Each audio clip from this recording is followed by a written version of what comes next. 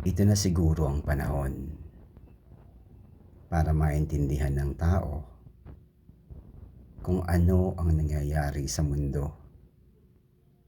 Bakit kay bilis magbago? Kay bilis mawala ang dating magagandang tanawin.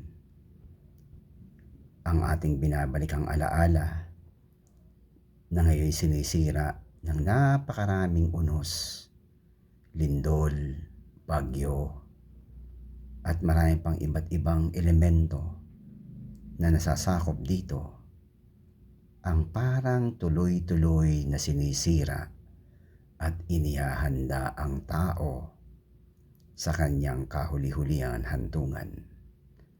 Paano nga ba ito malalaman ang mga susunod na pangyayari sa inyong buhay?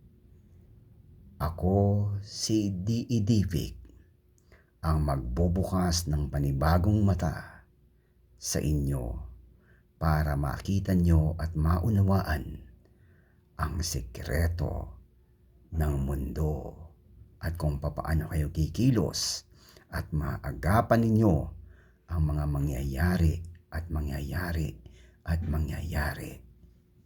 pa sa inyo.